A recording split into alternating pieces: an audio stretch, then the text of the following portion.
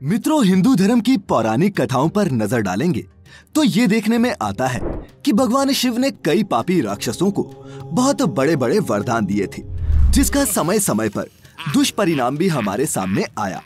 जहाँ एक और भगवान विष्णु बहुत सोच समझकर तथा याचक को परख कर वरदान देते थे, वहीं भगवान भोलेनाथ शीघ्र ही प्रसन्न होकर वरदान दे देते थे।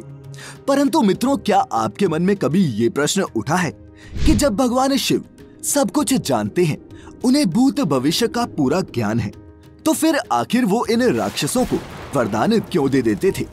आज की इस वीडियो के माध्यम से हम आपको इसी प्रश्न का उत्तर देंगे। नमस्कार और स्वागत है आपका द डिवाइन टेल्स पर एक बार फिर। तो मित्रों, आइए सबसे पहले जानते हैं कि भगवान विष्णु की अपेक्षा भगवान शिव को प्रसन्न करना इतना आसान क्यों है। असल में श्रीहरि यानी कि विष्णु हर एक बात का बड़ी ही गहराई से विश्लेषण करते हैं, इसीलिए ऐसा माना जाता है कि उनको प्रसन्न करने में तो पूरा जीवन भी कम पड़ जाता है। उनको प्रसन्न करने के लिए बहुत धैर्य की जरूरत पड़ती है, जबकि आसुरी प्रवृत्ति वालों को एक तपस्या के बाद ही वरदान चाहिए होता है। वो संयम तो रखते हैं, पर एक निश्चित समय सीमा के बाद उनको परिणाम की तीव्र लालसा होती है। तभी तो भगवान शिव को देवों के साथ साथ असुर, दानव, राक्षस, पिशाच, गंधर्व और यक्ष आदि भी पूजते हैं। जो लोग श्रीहरि विष्णु को प्रसन्न करना चाहते हैं, वो किसी शक्ति या वरदान के स्थान पर उनसे अटल भक्ति या फिर परम मोक्ष की कामना करते हैं, भले ही वो असुर वर्ग के ही क्यों ना हो। हमारे पास प्रहलाद, बलि, विभीषण आदि ऐसे कई उदाहरण भी मौजूद हैं। ज्यादातर असुरों को तो भौतिक वस्तुएं जैसे धन, राज्य, ऐश्वर्य, सुरा, सुंदरी इत्यादि के अतिरिक्त कुछ और सूझता ही नहीं, जो उन्हें श्रीहरि के पास तो मिलने वाला है नहीं। फिर भला वे उनकी तपस्या क्यों करेंगे? वहीं दूसरी ओर भगवान शिव का नाम भोलेनाथ भी है, अर्थात जो सरल हो और जिसमें छल कपट ना हो। अब वो इतने भोले हैं कि साधारण सी वस्तुओं से भी प्रसन्न हो जाते हैं। यहाँ तक की मान्यता है कि मात्र जल का अर्घ देने से भी वो प्रसन्न होकर अपने भक्तों की मनोकामना पूर्ण कर देते हैं। इसीलिए इनका एक नाम आशुतोष भी है, जिसका अर्थ है अतिशीघ्र प्रसन्न होने वाला। जब हम साधारण मनुष्यों को ये बात मालूम है, तो दैत्य और राक्षस तो महाछली, कपटी व चालाक रहे हैं। उन्हें मालूम है कि विष्णु जी तो अवतरित होकर पाप का नाश कर देंगे तथा उन्हें प्रसन्न करना बहुत टेढ़ी खीर है। और सबसे बड़ी बात कि उनसे वरदान लेने के समय वो मर्यादा पूर्ण वरदान ही देंगे, कोई भी उल्टा सीधा वरदान पूर्ण नहीं करेंगे। इसीलिए दैत्य राक्षस भगवान विष्णु जी से दूरी बनाकर रखते थे। वहीं सच्चे मन से जो भी उनकी आराधना करता है और जन कल्याण से जुड़ा वरदान मांगता है, तो श्रीहरि उस भक्त को कभी निराश नहीं करते। उदाहरण के तौर पर भक्त प्रहलाद भगवान श्रीहरि के अनन्य भक्त और एक बालक थे। उनकी कोई अमर्यादित इच्छा भी नहीं थी। इसी कारण उनकी रक्षा के लिए भगवान स्वयं प्रकट होकर आ गए।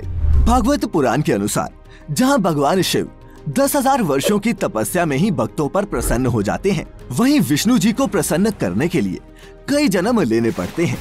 भगवान शिव में रज, सत और तम तीनों गुणों का समावेश है। अब चूंकि असुरों में तामसिक प्रवृत्ति की प्रधानता होती है और भगवान शिव में भी ये गुण समाहित है, इसलिए भी असुर उन्हीं की आराधना और तपस्या करते हैं। शिव सभी आदिवासी, वनवासी जाति, वर्ण, धर्म और समाज के सर्वोच्च देवता हैं, जबकि भगवान विष्णु सतोगुणी हैं। भगवान शिव वरदान तो दे देते थे, पर उसके बाद कई असुरों ने काफी बड़ी तबाही मचाई, जिसमें से सबसे बड़ा नाम रावण का था। जी हाँ मित्रों, रावण ने कई वर्षों तक शिव भगवान को प्रसन्न करने के लिए कठिन तपस्या की थी और महादेव से वरदान के रूप में कई शक्तियां भी प्राप्त की थी। वरदान मिलते ही उसे घमंड आ गया और वह उन शक्तियों का दुरुपयोग करने लगा। एक समय तो ऐसा आया था कि रावण के नाम से तीनों लोग थर्राते थे। उसने अपने सौतेले भाई कुबेर से सोने से बनी लंका छीन ली, और इतना ही नहीं, उसने सभी ग्रहों को बंदी भी बना लिया था और शनि ग्रह को उल्टा लटका दिया था। कहा जाता है कि रावण के सिंहासन के नीचे जो नीला ग्रह था, वह शनिदेव ही थे। जब रावण का पाप अपने चरम पर पहुंचा, तो भगवान श्री राम ने अवतार लेकर रावण का अंत किया। एक और असुर था जिसका नाम था भस्मासुर। ये भी भगवान शिव से वरदान प्राप्त कर चुका था और इसके आतंक से तीनों लोकों में हाहाकार मच गया था। इसको ये वरदान मिला था कि जिसके सिर पर भी ये अपना हाथ रख देगा वह तुरंत ही भस्म हो जाएगा। इस शक्ति ने इसको बहुत घमंडी बना दिया।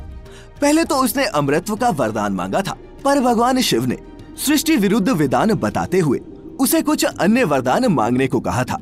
तब भस्मासुर अपनी मांग बदलकर ये वरदान मांगता है कि वह जिसके भी सिर पर हाथ रखे वह भस्म हो जाए। पर वरदान के घमंड में वो इतना डूब गया कि एक दिन शिवजी को ही भस्म करने के लिए दौड़ पड़ा। बाद में भगवान विष्णु ने एक सुंदर कन्या का रूप धारण करके एक लीला रची और उसका अंत किया। तो मित्रों, इसीलिए असुरों को शिव भगवान बहुत अधिक प्रिय थे और इसीलिए शिव वरदान देते समय ज्यादा सोच विचार नहीं करते थे और अपने भक्तों की सभी मनोकामनाएं पूरी करते थे। फिर भले ही वो भक्त कोई राक्षस या असुर ही हो।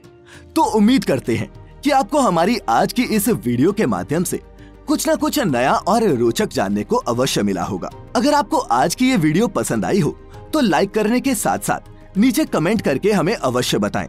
वीडियो को अपने मित्रों, सगे संबंधियों के साथ शेयर भी करें और ऐसी ही और भी आध्यात्मिक और धार्मिक जानकारी के लिए हमारे YouTube channel the divine tales को सब्सक्राइब करना ना भूलें। साथ ही Facebook पर देखने वाले व्यूअर्स लाइक करें हमारा Facebook पेज। फिलहाल आज के लिए इतना ही।